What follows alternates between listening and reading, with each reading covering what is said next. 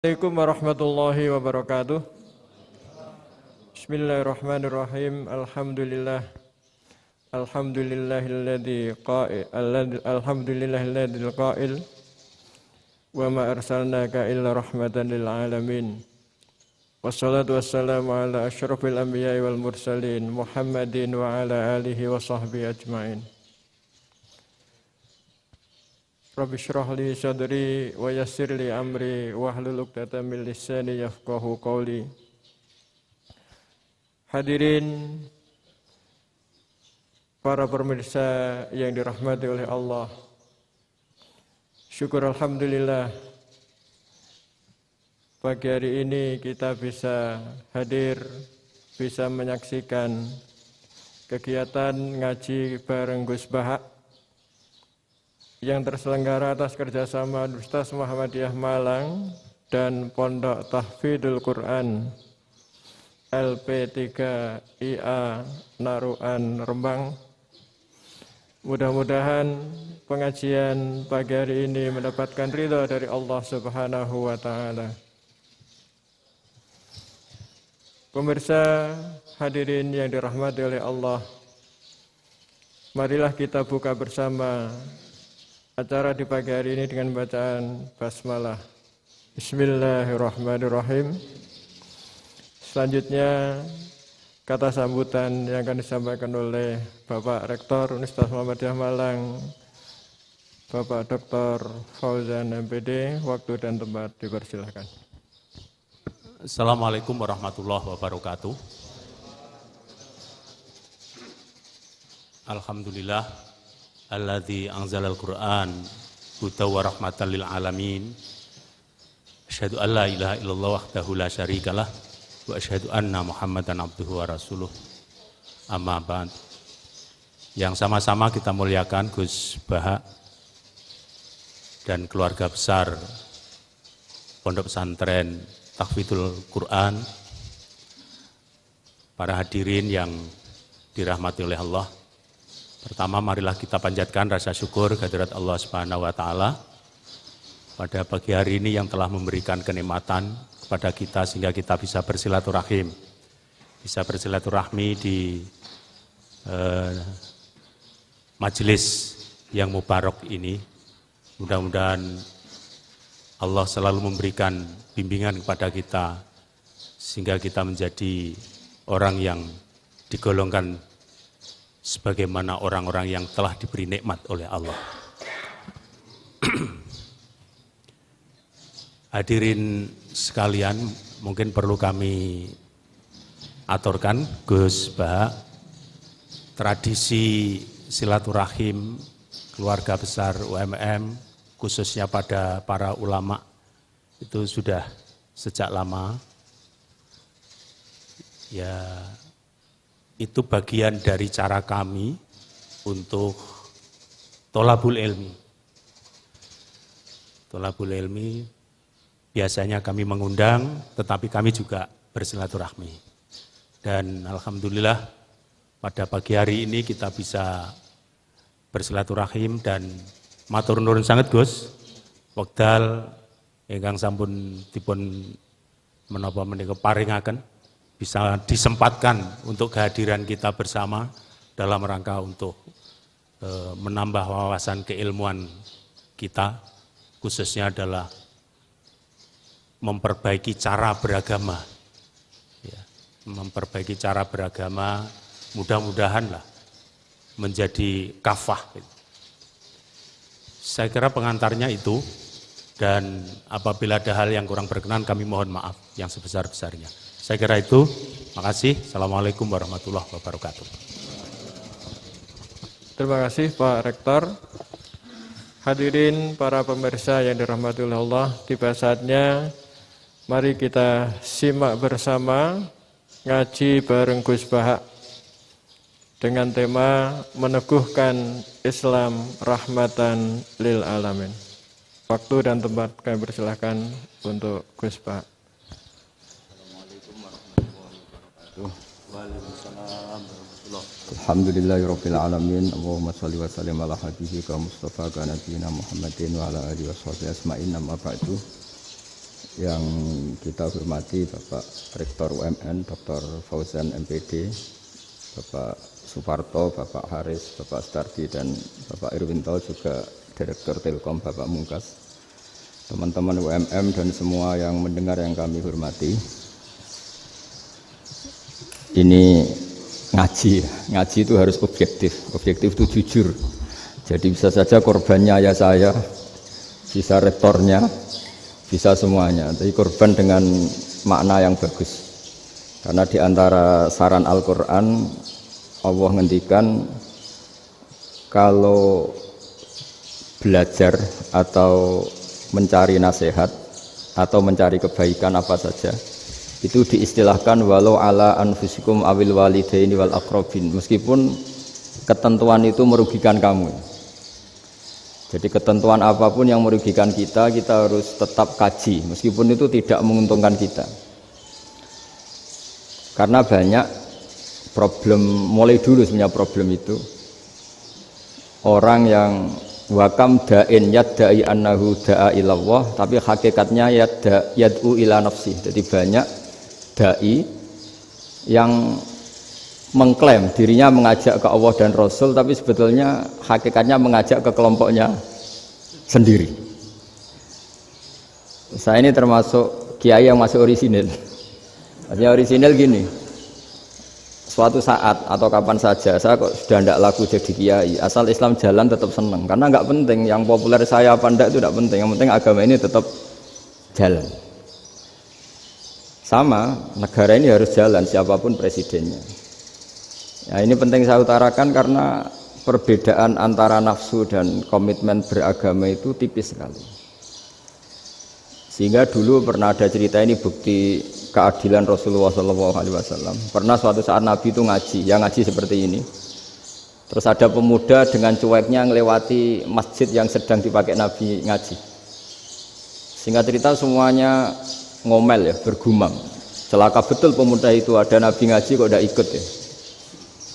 Tapi Nabi secara besar hati ngendikan, ini ada di beberapa kitab di Fadhailul Kasbi, keutamaan kerja. Kata Nabi, pemuda itu mau mencangkul di lahannya. Jika dia mencari nafkah untuk keluarganya, untuk kebaikannya, maka itu bagian dari ajaranku.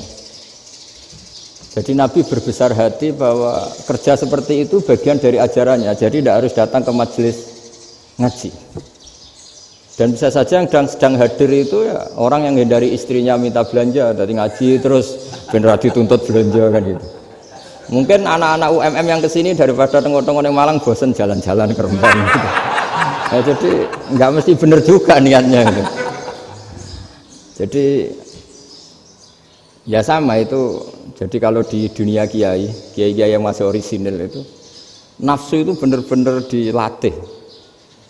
Maka masyhur dalam cerita ada orang perang sama Ali radhiyallahu anhu. Ketika perang ini sangat semangat, tapi ketika orang itu meludahi dan Sayyidina Ali ini tersinggung karena diludahi, Sayyidina Ali langsung angkat tangan, sudah perangnya nggak usah diteruskan, karena saya marah sama kamu sekarang demi nafsu, karena kamu meludahi saya, padahal saya tadi motifnya demi Allah dan Rasul. Jadi sangat tipis bedanya kita emosi karena diri kita dan emosi karena Allah dan Rasul. Sehingga ketika diludahin ini terus beliau mikir, jangan-jangan perang saya karena saya diludahin.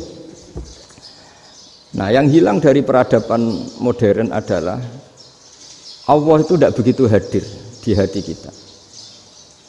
Saya sering cerita di mana-mana, teks hadis itu sebenarnya berbunyi gini, ini hadis sahih. Mangka na yu'minu billahi wal yaumil akhir fal yukrim jarohu. Ada yang fal yukrim jarohu doifahu, ada yang fal yakul khairan aul yasmut. Siapa yang iman dengan Allah dan Rasul maka harus memuliakan tetangganya, memuliakan tamunya. Dulu itu ada seorang ulama dipanggil anak muda, dibully terus sekarang. Wahai kiai, datang ke rumah saya. Datang kiai itu. Setelah sampai ke rumah orang itu, silakan kiai kembali ke rumahnya. Saya tidak butuh kiai. Kiai itu dengan riang kembali. Setelah di rumah dipanggil lagi. Pak Yai, silakan datang ke rumah saya. Datang lagi. Ya senyum-senyum kiainya santai. Wah, nggak jadi butuh Pak Yai. Silakan kembali lagi. Sampai 3 kali. Oh itu kalau rektor digitukan marah itu, dosen marah. Kiainya santai, santai senyum-senyum rileks. Ketika ditanya, kenapa Pak Yai tidak tersinggung? Jawabannya unik.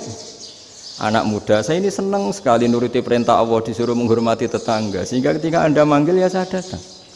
Ketika Anda nyuruh pulang ya saya pulang. Saya senang sekali nyenengkan tonggo. Dan itu perintah Allah, jadi tidak ada hubungannya dengan kamu. Wah pemudanya nangis minta dimaafin. Kalau kita kan enggak, kita ini dosen, kiai, mungkin kita doktor, mungkin kita profesor. Tapi kita ini sering didikte oleh orang bodoh. Kalau orang bodoh itu jengkel, lo kita ya jengkel. Lo kamu jengkel, dijengkelkan orang bodoh itu namanya terdikte. Itu bodoh apa pinter? Wah itu tidak pinter sama sekali. Kalau betul-betul kamu pinter, hanya bisa didikte oleh Allah Subhanahu wa Ta'ala. Jadi antara hukum Allah apa? Wa ahsin man asa'a ilaika, berbuatlah baik sama orang yang berbuat buruk sama Anda. Itu dikteannya Allah. Kalau dikteannya orang-orang bodoh kayak dimangkel ben mangkel, terus kamu mangkel. Itu bodoh apa pinter? Nah, problem kita kekinian adalah wong pinter, wong bodoh itu podo-podo bisa didikte oleh sekelilingnya. Terus karuan wataknya perempuan seperti itu, wataknya anak-anak seperti itu, kita didikte. Anak-anak jengkelin kita mangkel, berarti kita didikte oleh orang bodoh. Makanya agama itu unik, kadang ngendikan wa ahsin man asa'a ilaika, kadang wasil man qata'aka, sambunglah orang yang memutus kamu. Karena dengan demikian kita hanya didikte oleh Allah Subhanahu wa Ta'ala, bukan didikte oleh hukum sosial. Cara Jawane nak ngapiki tangga sing apik akeh tunggale. Berbuat baik sama yang berbuat baik pada kita itu, mbok orang fasik ya seperti itu, maling ya seperti itu, sama. Tapi kalau berbuat baik sama orang yang berbuat jelek sama kamu itu baru luar biasa. Dan memang teksnya hadis wa ahsin man asa'a ilaika, berbuat baiklah sama orang berbuat buruk sama kamu. Jadi nggak boleh orang didikte. Makanya ngaji di sini diantaranya saya akan cerita dalam sebuah hadis sahih, dalam hadis hasan yang diriwayatkan Imam Tirmizi, ada kalimat dari Rasulullah SAW. Dawe Nabi, la takunu imma'atan taquluna in ahsanan nasu ahsanna wa in dzalamu dzalamna walakin watti'u anfusakum in ahsanan nasu an tuhsinu wa in asa'u alla tazlimu. Kamu jangan jadi orang yang mudah diombang-ambingkan oleh orang sekeliling kamu, yaitu kamu mengatakan jika orang baik ke saya akan baik, jika orang buruk ke saya juga akan membalas buruk. Itu namanya Anda didikte. Tapi berkomitmenlah kamu akan berbuat baik meskipun orang lain berbuat buruk. Nah sekarang logika sosialnya begini. Kalau di Indonesia itu ada 1000 kiai, ada 1000 profesor yang ingin membenahi Indonesia. Rata-rata orang awam itu semau gue. Terus mereka mendikte kita. Perilakunya agak simpatik, perilakunya jengkelin. Terus 1000 profesor ini ikut jengkel. Itu kira-kira jadi solusi apa goblok bareng? Sama 1000 kiai ini ikut jengkel, ini jadi solusi apa goblok bareng? Goblok bareng. Nah problem sekarang kita ini biasa didikte orang bodoh. Nah makanya ciri khas orang muslim itu kata Nabi, mangkana yu'minu billahi wal yaumil akhir. Jadi baik tetangga karena perintahnya Allah dan Rasul. Pentingnya apa? Bedanya karena berbuat baik ini perintahnya Allah, mbok tonggo apik lah kita tetap apik karena perintahnya Allah dan Rasul. Begitu juga dengan hubungan dengan istri, dengan anak. Bojomu lagi cerewet lah, ya tetap apik. Karena dengan cara itu kita hanya tunduk kepada Allah dan Rasul. Tapi kalau kamu, istri saya kalau baik ya saya baik, kalau enggak ya enggak. Berarti Anda didikte oleh perilakunya dia. Itu latihan, ya kalau dalam bahasa pondok, latihan jadi wali itu yang paling berat itu. Nabi itu kalau sama orang munafik itu sabarnya Masya Allah. Padahal Nabi perso kalau orang itu orang munafik. Karena dengan cara seperti itu, bahwa kebaikan Nabi pada seseorang itu atas perintahnya Allah dan Rasul, bukan atas nama servis. Kalau Nabi hanya baik kepada Abu Bakar, itu mungkin orang bilang, wis adune wong Abu Bakar baik sama Nabi. Tapi kalau Nabi baik sama orang munafik, Abdullah bin Ubay bin Salul, itu kalau nggak perintahnya Allah dan Rasul itu nggak bisa. Nah ini cobalah berlatih seperti itu, sehingga kita tidak mudah didikte. Ya saya ulang lagi, nggak mudah apa? Didikte. Maka di antara kebaikan Allah dan Rasul adalah bahkan orang zalim saja diberi jatah rahmat. Makanya tadi seperti mukadimah yang dibaca Pak Haris tadi, agama ini rahmatan lil alamin. Orang yang dolim saja dapat jatah apa? Rahmat, apalagi yang soleh. Nah kemudian yang perlu dicatat, kenapa kita menjadi enjoy dengan Islam? Islam itu adalah agama yang tidak didikte oleh materi. Jadi kalau Anda ingin makan enak, mungkin kalau pikiran kebanyakan orang, anak-anak muda yang milenial, yang gaul, ingin makan enak ya makan yang disukai. Misalnya sate atau bakso Malang atau apa. Kalau orang-orang yang jadi wali gak gitu cara berpikir. Ini yang masih orisinil. Ditanya, ini dunia baru kesulitan makanan, baru resesi. Cara makan enak gimana? Jawabannya lucu. Ya gampang, idamuhu alju. Idam itu lauk. Kalau kamu ingin makan lauknya paling enak apa? Alju. Kamu harus lapar banget. Sampai kalau puasa itu melihat tempe itu wah luar biasa. Tapi kalau kamu nggak puasa, air putih itu nggak menantang. Tapi kalau puasa, tempe air putih itu menarik dan Anda tetap lahap. Apa? Karena lauk terbaik adalah alju, yaitu lapar. Nah tapi kita ini enggak, kita ini kayak orang bodoh. Kayak orang bodoh tadi, profesornya makan nyaman ya kalau sesuai selera. Nah itu kan sama dengan anak-anak ABG. Anak ABG itu makan lahap ya kalau yang disukai. Lalu bedanya apa ABG sama profesor? Kalau cara berpikir masih sama kan itu. Kiainya juga gitu, kiai makan enak kalau yang disukai, kalau enggak. Lalu bedanya apa kiai sama orang awam? Orang awam juga gitu, makan lahap ya kalau yang disukai. Nah ternyata perilaku kita ini yang pintar sama yang bodoh sama mas. Kalau kamu ingin berkasta lebih baik, itu cara makan enak itu apa? Idamuhu aljur. Lauk terbaik adalah karena kita sangat lapar. Makanya masyhur dalam cerita-cerita tarikh sirah nabawiyah, Nabi diberi hadiah, beberapa hadiah. Di antaranya ada yang diterima, ada yang enggak. Termasuk yang dikembalikan itu dokter. Ada seorang raja memberi hadiah Nabi dokter Tobib. Itu sama Nabi dikembalikan. Karena dokter ini sudah lama kumpul Nabi itu enggak pernah sakit. Akhirnya dokter ini putus asa, ini enggak perlu diobatin. Ketika ditanya, kenapa ya Rasulullah engkau tidak pernah sakit? Karena kita ini kaum, kita ini komunitas masyarakat yang tidak akan makan kecuali lapar. Dan kalau sudah makan, berhenti sebelum kenyang. Jadi sederhana sekali pengobatan zaman Nabi. Sebagian besar penyakit itu pasti disebabkan kita ceroboh dalam hal makan. Sudah ngerti kalau durian masalah, kalau makan durian enggak kehitung gitu, apalagi kalau gratisan itu tambah banyak gitu. Pola tidur juga gitu kata Nabi, dan kita tidak tidur kalau tidak sangat ngantuk. Nah itu namanya orang-orang soleh yang sudah tidak didikte materi. Kalau yang didikte materi kan bisa tidur nyenyak kalau kasurnya enak, AC gini-gini. Sebenarnya enggak, tidur enak itu ya kalau sangat ngantuk. Mbok di gudang, mbok di bis, kalau sangat ngantuk ya semuanya ya enak. Sama, mbok lapar, mbok hanya tempe, tapi kalau sangat lapar itu ya enak. Nah ini ilmu yang mulai hilang, ilmu-ilmu yang mulai hilang. Nah, cara ibadah juga gitu. Kita ini kan, saya ini punya bapak kiai, mbah kiai, punya guru yang sangat alim ya seorang kiai Kiai Memun. Itu dulu kita pengkaji ilmu, itu tidak pernah tahu bedanya NU dan Muhammadiyah. Karena dulu Mbah Darwis itu, Kiai Dahlan itu, dulu ngajinya bersama Mbah Hasyim ketika di Indonesia yang ngaji Mbah Soleh Darat. Mbah Soleh Darat itu dulu ngajinya sama buyut saya ke-6, namanya Mbah Soleh Asnawi di Kudus. Mbah Soleh Darat itu dulu alim-alimnya orang Jawa ya Mbah Soleh Darat, Soleh bin Umar. Tempatnya di Semarang, tapi beliau itu sebenarnya orang Jepara yang dekat Kudus. Setelah di Mekah, Mbah Hasyim ini mondoknya ya, mulazimnya ke Syekh Mahfud Termas. Tapi sesekali ke Syekh Khotib Minangkabau. Nah yang Mbah Ahmad Dahlan lebih sering ke Syekh Khotib Minangkabau, sesekali ke Mbah Mahfud. Singkat cerita, karena Syekh Khotib Minangkabau sudah modern ya, terlibat organisasi dunia. Pas itu beliau pengagum Muhammad Abduh, pengagum Rasid Ridho. Sehingga bawaannya Mbah Dahlan itu lebih pergerakan karena beliau lebih ngidolakan Syekh Khotib. Nah Syekh Khotib sendiri sebenarnya orang Minangkabau. Jadi beliau namanya Muhammad saja sebenarnya. Jadi menantunya orang Arab. Oh itu dicibir mertuanya ini karena punya mantu orang Jawa, orang ndak Arab.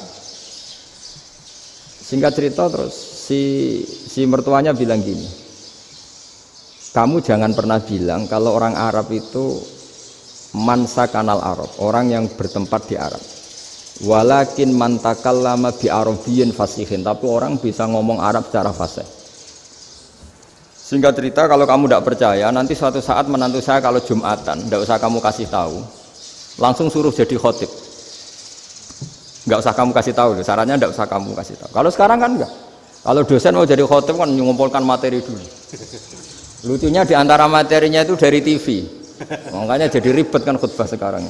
Kalau musim corona ya akan ngomong corona, musim apa yang ngomong apa. Jadi lagi-lagi didikte oleh media. Sebenarnya kalau ngomong kan sesuai kebutuhan umat, ini obatnya apa, tapi nggak sesuai trending topik, itu kan kayak anak-anak gaul. Ini dokter kok gitu kan aneh. Singkat cerita si khotib ini nggak dikasih tahu, saya Muhammad tadi nggak dikasih tahu, langsung disuruh khutbah. Fatakallama bikalamin fasihin, dia ngomong fasih sekali, bahkan ngalah-ngalahi fasihnya orang Arab asli. Semenjak itu beliau dapat gelar al-khotib, orang yang cakap berpidato berkhutbah. Makanya terus dia khotib al-Minangkabau. Jadi orang Indonesia itu luar biasa. Dulu yang namanya orang Indonesia di Arab Saudi itu dihormati sekali, karena yang kesana itu pasti ulama. Sudah alim di Indonesia kesana, termasuk Mbah Ahmad Dahlan, Mbah Hashim dulu karena sama-sama muridnya Mbah Soleh Darat. Lama-lama yang kesana itu TKI TKW itu ya mulai agak dibully. Dulu Syekh Nawawi di antara ijtihad yang dihormati itu beliau mengkritik nyuwun sewu orang yang kan orang biasanya normalnya kan muji orang mati syahid. Hebat orang mati syahid itu hebat gini. Oke, kita sepakat orang mati syahid itu hebat. Tapi kata Imam Nawawi dengan syarat niatnya itu li'ila'i kalimatillah dan itu bawaan takdir. Saya ulang lagi, itu bawaan takdir, harus mati di medan perang. Tapi tidak boleh seseorang ini niat perang tapi niatnya supaya syahid. Karena kalau begitu berarti dia berniat supaya menjadi maktulal kafir, orang yang dibunuh orang kafir. Kedua, dengan dia mati berarti pasukan Islam berkurang. Berarti dia ingin pasukan berkurang, hanya ambisinya dia ingin langsung ke surga. Misalnya pasukan orang Islam itu 10, orang kafir 10. Kalau kamu ingin syahid berarti mati 1 kan, tinggal 9 kan. Nah kalau yang seperti itu 10 kan mati semua. Gara-gara ingin syahid akhirnya perangi rapati tenanan, benang mati, benang mlebu swarga. Kata Syekh Nawawi, ya enggak. Kalau kamu perang sama orang kafir ya niat menang. Dengan niat menang ini kamu ingin li'ila'i kalimatillah. Tapi kalau kamu ingin syahid berarti kamu menuruti keinginan nafsu kamu yang cepat masuk surga. Itu orang Arab kagumnya bukan main. Karena di mana-mana orang itu dinilai dari niatnya. Paham ini ya? Tapi perang loh ya, dalam kondisi perang, bukan teroris. Perang itu artinya orang kafir yang ingin bunuh kita, itu perang namanya apa? Perang. Dulu orang cerita syahid itu hanya pokoknya syahid itu hebat, pokoknya syahid itu hebat. Syahid di medan perang itu hebat, pokoknya syahid di medan perang hebat. Tapi ketika Syekh Nawawi memberi penjelasan ilmiah, jika kamu perang ingin cepat mati, ingin cepat syahid, artinya ini untuk pemenuhan diri kamu, karena kamu bayangkan langsung masuk surga. Kamu lupa bahwa dengan kamu dibunuh, kekuatan Islam berkurang. Akhirnya beliau memberi penjelasan, syahid itu bagus, itu sebagai takdir. Hanya takdir itu kita perang yang ingin menang, tapi takdirnya mati. Jangan dibalik, oleh perang rapati tenanan, benang mati, namun lebu. Itu yang pertama, termasuk ulama yang pertama memberi penjelasan itu Syekh Nawawi. Akhirnya melahirkan kekaguman yang luar biasa dengan tafsir Munirnya itu. Terus beliau itu orang yang rileks kalau menjelaskan ilmu. Ini ya juga guru-gurunya Mbah Hashim, Mbah Guru sama Mbah Hashim, sama Mbah Ahmad Dahlan Syekh Nawawi itu. Jadi dulu yang alim di Arab itu ada Syekh Nawawi, ada Syekh Khotib Minangkabau, ada Syekh Bakir Jogja, ada Syekh Mahfud Termas. Itu orang Indonesia banyak sekali yang alim. Bahkan diantaranya yang dikagumi Al-Azhar itu juga orang Indonesia, nama Syekh Abdul Manan, itu mbahnya Syekh Mahfud Termas. Itu pertama ada duta besar Indonesia di Mesir, itu termasuk barokahnya Mbak Abdul Manan tadi, itu juga orang Indonesia. Jadi pemahaman ulama Indonesia itu khas. Termasuk ketika memaknai apa? Syahid. Ketika memaknai apa? Syahid. Itu unik. Ketika Senawawi diuji dulu itu yang namanya ulama diuji dulu oleh 100 ulama. Jadi dulu ya ada kompetisi. Imam Bukhari diakui jadi ahli hadis itu diuji oleh mi'atu muhaddisin, 100 orang ahli hadis, sanad dibolak-balik, matanya dibolak-balik, tapi beliau tetap bisa mengembalikan proporsi sanad itu. Senawawi pernah diuji gini. Ayul afdol al ulama awe salatin. Keren mana ulama sama raja atau sama orang-orang kaya, sama penguasa? Ya keren ulama. Terus dibully sama orang. Tapi setahu saya banyak ulama yang antri di rumahnya raja. Tapi saya tidak tahu melihat raja antri di rumahnya ulama. Kan kebanyakan kan mungkin ustadz atau kiai yang antri ngajukan proposal kan enggak. Nah, kalau raja kan enggak pati itu, malah enggak usah antri. Kiainya sudah nyambut sebelum datang.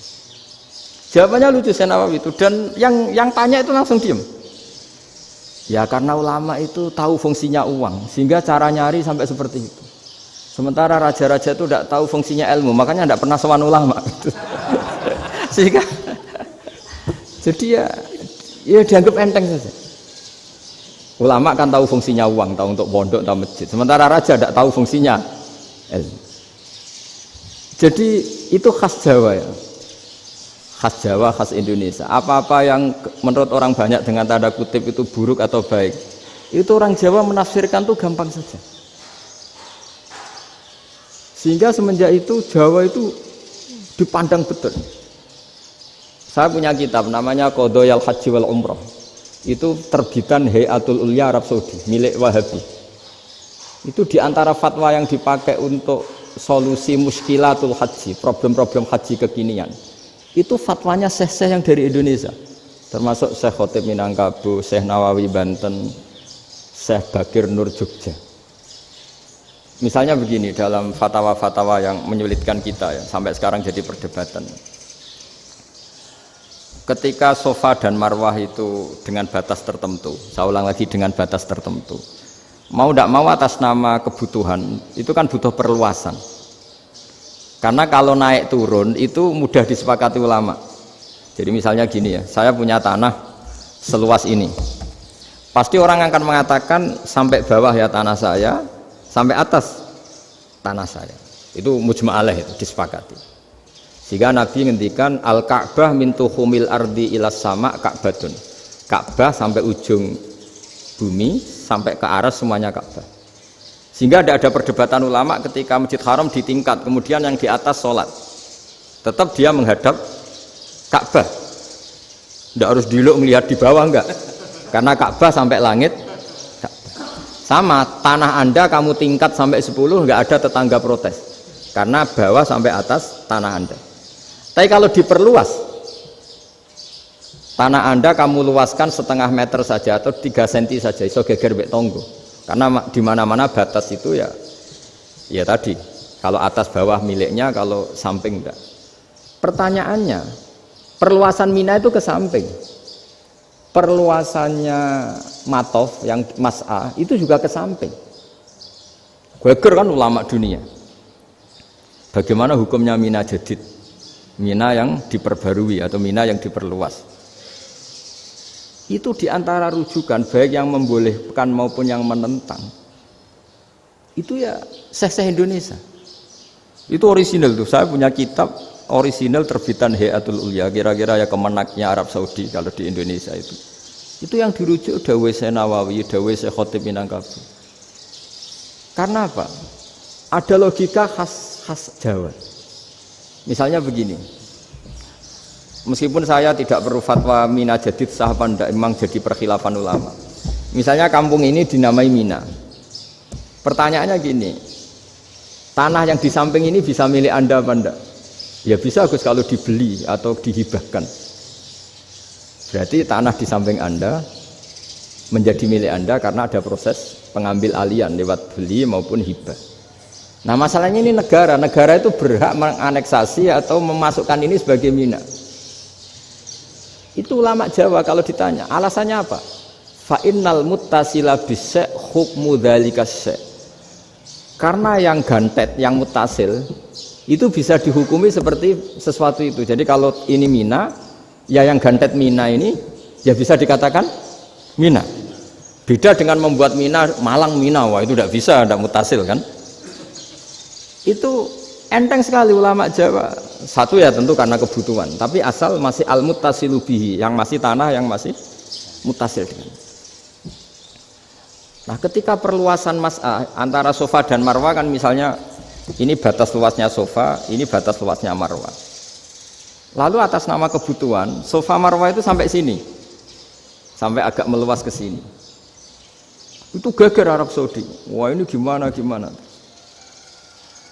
Padahal tawaf itu harus antara gunung Sofa dan gunung Marwah. Sa'i itu ya. Tapi kalau istilah Quran memang tawaf sama-sama. Makanya apa? Inna Sofa al-Marwata min sya'airillah faman hajjal baita wa i'tamara fala junaha alaihi ayyat tawafa bima. Jadi kalau istilah sa'i di Quran itu masih tawaf.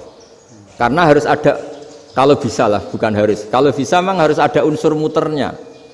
Kita kalau sa'i kan dari sini Sofa sampai sini Marwah. Terus kan agak muter ke sini. Nah, kan agak membentuk lingkar, nah, makanya Quran tetap mengistilahkan apa? Tawaf. Jadi bukan sini ke sini terus sini ke sini kan enggak, tapi sini sampai sini terus muter kan, terus sini. Jadi antara setar dan selama ini prakteknya kan gitu ya. Sofa ngambil sini, terus ke sini, terus agak muter. Nah, karena ada unsur agak muter ini terus orang menyebut apa? Tawaf. Tapi itu bukan syarat sah, ini cerita ideal. Saya ulang lagi ya. Gunung Sofa itu puncaknya atau pucuknya kalau dalam bahasa Jawa itu ya hanya segini, ini sampai sini.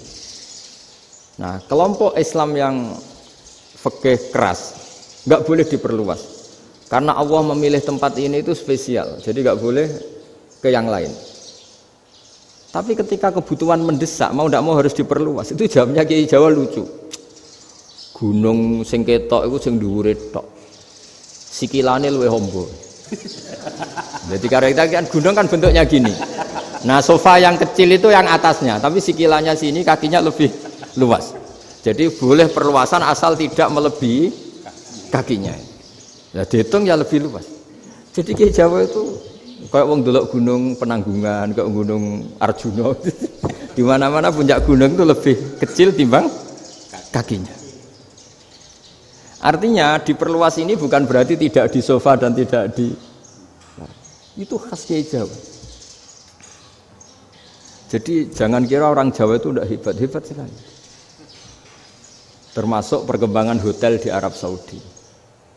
Itu dulu sebelum ada hotel. Buyut saya kelima atau keenam dulu haji, namanya Badur Rahman. Itu kalau mau ingin apa ya, menghindari terik matahari itu masuk gua. Itu masuk gua itu hanya separuh badan, kakinya di luar. Jadi jangan bayangkan kalau gua di Indonesia kayak gua Akbar di Tuban orang bisa masuk jalan-jalan, enggak. Gua di Arab itu kayak cepitan batu, tidak sampai masuk.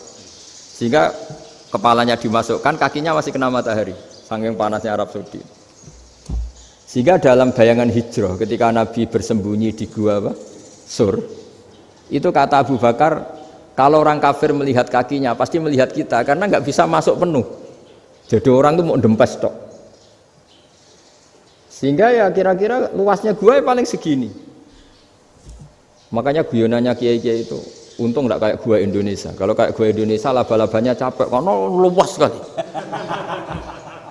Jadi jangan bayangkan gua Arab itu kayak gua Indonesia. Makanya bayangannya andai kan orang itu melihat ke bawah pasti melihat kita karena orangnya nggak bisa masuk penuh, nggak bisa masuk 100%. Ya kayak cepitan batu lah mirip. Itu kan mirip Gunung Uhud. Gunung Uhud kata Rasulullah nanti kalau kamu perang itu di atas, menang atau kalah di atas. Musuh biar di bawah. Dengan di atas kamu bisa mana? Jangan bayangkan kayak Gunung Merapi, kayak Gunung Penanggungan. Lah kalau Gunung Penanggungan mana ke bawah yang leyang kan? Jadi gunung di Arab itu kayak bukit. Ya sampean pernah kan ke Uhud itu ya sama ini aja tinggi ini kan? Lah ini yang mulai ada mis. Makanya nerjemah itu susah di Indonesia. Karena jabal itu udah harus tinggi. Kalau tinggi nggak bisa manah dari atas ke bawah kan nggak ngefek kan.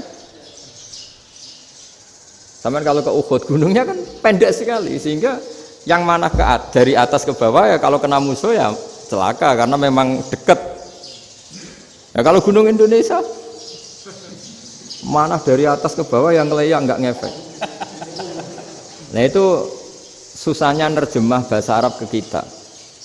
Jadi apa ya? Transkrip itu nggak gampang karena ada pengertian yang beda. Kita kalau bilang gunung itu tinggi sekali. Sampai banyak mahasiswa tersesat ya saking tingginya. Kalau orang naik Uhud nggak akan tersesat, wong ketok dari bawah itu. Nah ini pentingnya ngaji ya. Jadi akhirnya ulama-ulama Indonesia itu dipakai rujukan. Jadi mulai Mbah Hasyim, Mbah Ahmad Dahlan sampai era buyut-buyut itu masih orang alim. Lama-lama yang di Indonesia ini orang-orang yang bodoh. Sehingga orang Jawa kalau ke sana dibully, ya Jawa tak kulul khaya. Orang Jawa itu penggaweannya itu makan ular. Karena belut itu kalau di kamus itu persis ular. Dulu itu kan kamus tidak full color. Gara-gara gak full color, gambar belut sama ular itu sama. Belut itu belut sama ular kalau nggak full color gambarnya sama apa enggak? Sama. Terus orang Jawa itu kan masih banyak yang makan bajing itu apa? Ketupai itu. Bajing kalau digambar tidak full color sama dengan tikus. Gambar yang tidak warna. Hitam putih. Sehingga kita ini dibully pemakan tikus dan pemakan ular. Karena belut itu persis ular kalau digambar yang tidak full color. Sampai datang Syekhona Khalil, datang ulama. Ngarang kitab ya judulnya Al-Belut. Karena enggak terima bangsanya dinyek makan apa? Ular. Terus dikarang. Wal belut hayawanun bakhriyun terus ya isu fi kadza wa kadza. Itu beda dengan al-hayyah. Itu diterangkan. Mulai bisa nerima. Terus sistem hotel juga gitu. Sampeyan tanyakan dalam sejarah dulu orang Sedayu ada namanya Syekh Mukhtar. Syekh Mukhtar bukan bikin rumah besar yang siapapun orang Indonesia haji itu nempat di sana. Nah ini yang menginspirasi akhirnya ada hotel. Dulu Syekh Mukhtar hanya menyediakan untuk hujat-hujat Indonesia. Lama-lama jadi hotel. Ndak mau saya mau cerita. Kata Mbah Mun sering cerita. Kenapa wa ma arsalnaka illa rahmatan lil alamin, kata Mbah Mun, Allah itu pasti bikin ulama yang tidak produk Arab itu pasti ada. Kalau orang Arab jadi ulama wajar, bahasanya Arab, domisilinya di Arab. Tapi Allah akan selalu bikin ulama yang tidak bangsa Arab. Imam Ghazali itu Tus itu Persia. Imam Bukhari itu kira-kira kalau sekarang ikut Uzbek. Ya. Imam Bukhari itu kalau negara sekarang ikut mana? Uzbek. Kenapa demikian kata Mbah Mun? Karena Allah sudah ngendikan wa ma arsalnaka illa kafatan linnas. Manusia semua ini kena khitabnya Islam. Kalau tidak ada ulama yang dari berbagai negara, kesannya Islam itu hanya milik orang Arab Saudi. Makanya Allah selalu bikin ulama-ulama yang bahkan tidak Arab. Termasuk Imamul Muhaddisin, yaitu Imam Bukhari, itu orang Uzbek, orang Rusia lah kalau sekarang ikut Uni Soviet dulu. Imam Ghazali itu orang Persia. Syekh Nawawi itu orang Banten. Karena Allah ingin memaklumatkan bahwa Islam ini untuk semua. Sehingga orang yang tidak Arab pun bisa belajar Islam. Yang alimnya itu nggak kalah sama orang apa? Arab. Makanya ini PR ya. Kalau Gus Dah Ploso nanti ngendikan suatu saat orang belajar Islam itu bahkan orang Arab pun bisa belajar ke Indonesia. Kalau orang Indonesia bisa alim betul kayak dulu. Sekarang banyak liga antar ulama. Itu orang Indonesia pasti masuk. Ulama-ulama top dunia. Itu pasti orang Indonesia banyak yang masuk. Karena tadi ketika orang Indonesia baca kitab, itu orang Arab itu kagum. Kok bisa ada bahasanya baca secara benar? Bukan sekadar bisa baca secara benar. Karena memang dilatih sedemikian rupa di pondok-pondok. Makanya kita semua lah, yang alim di Indonesia itu kemana-mana ya pasti alim. Dulu putra Mbah Mun namanya Gus Zofur itu tahun pertama ya sudah the best di tahun pertama.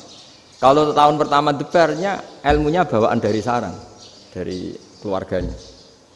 Gus Naji mondok di Said Muhammad tahun pertama sudah dipuji sebagai yang teralim karena ya sanggup. Kalau dipujinya tahun ketiga, tahun keempat kan mungkin dapat dari sana. Ini tahun pertama. Saya ulang lagi tahun pertama. Karena pengajaran di Indonesia itu luar biasa di pondok-pondok ini. Makanya kalau dalam anekdot pondok itu cerita-cerita lucu itu. Ada orang Jakarta ngaji, setelah di kelas itu pelengahan terus. Melihat jendela, lihat pintu terus. Lama-lama gurunya marah.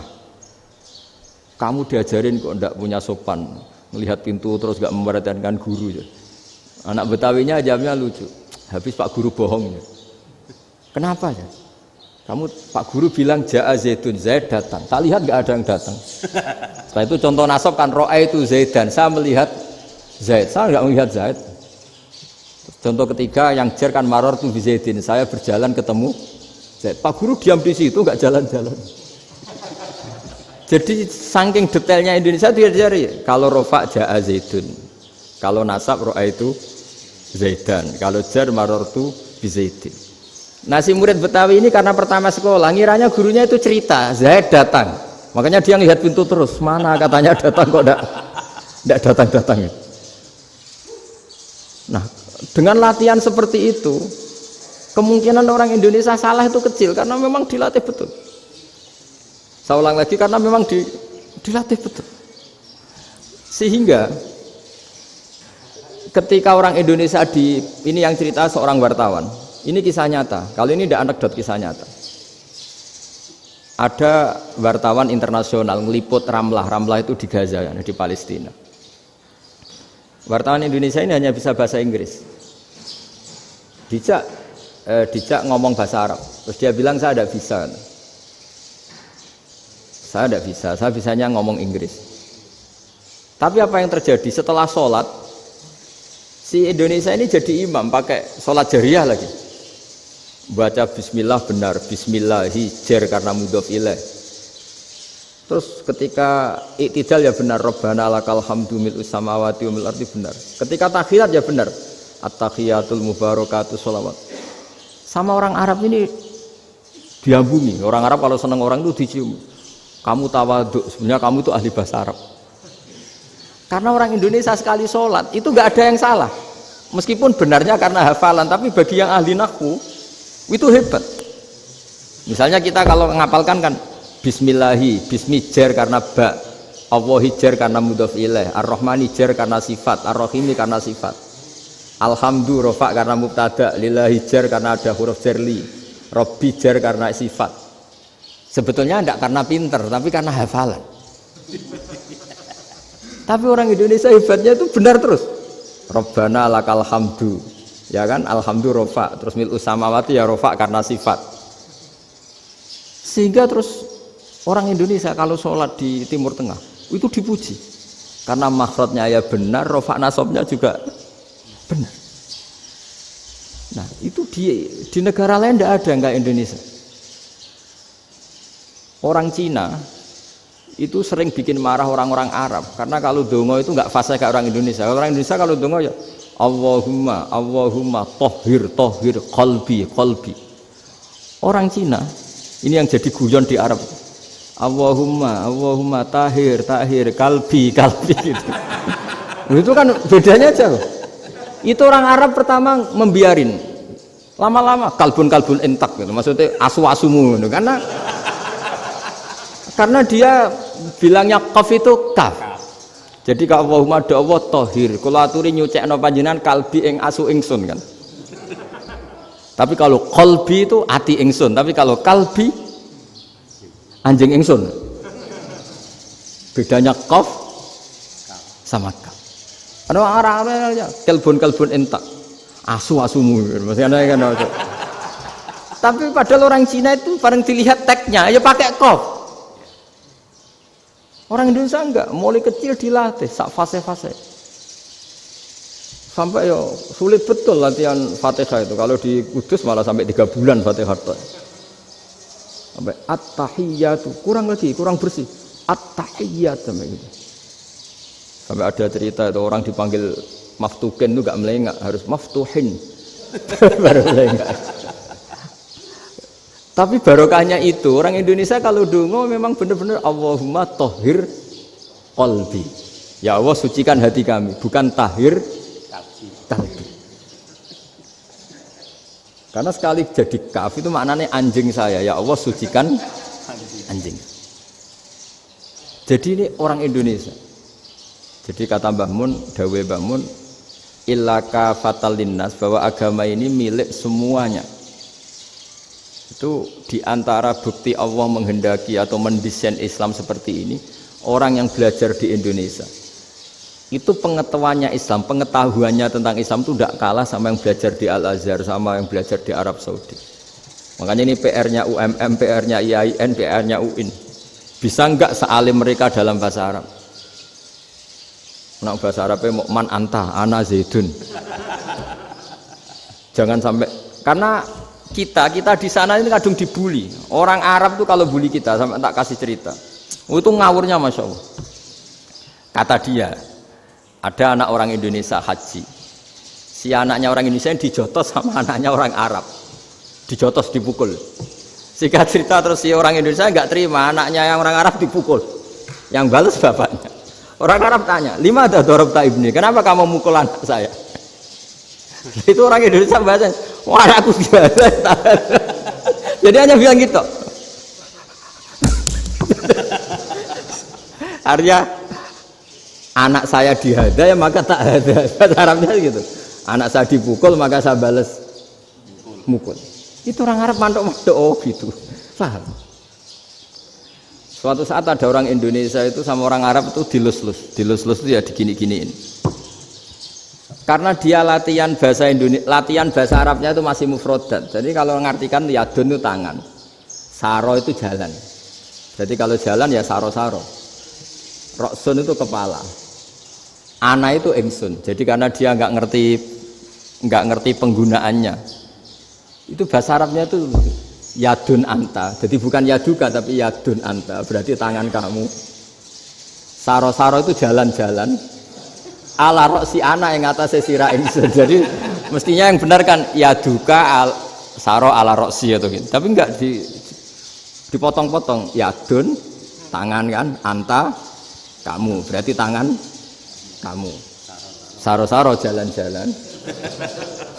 Roksun itu sirah, ana ingsun. Jadi di atas kepala saya. Orang Arab tertawa-tawa, tapi paham kalau maksudnya seperti itu. Jadi kita ini dibully di Arab itu Masya Allah.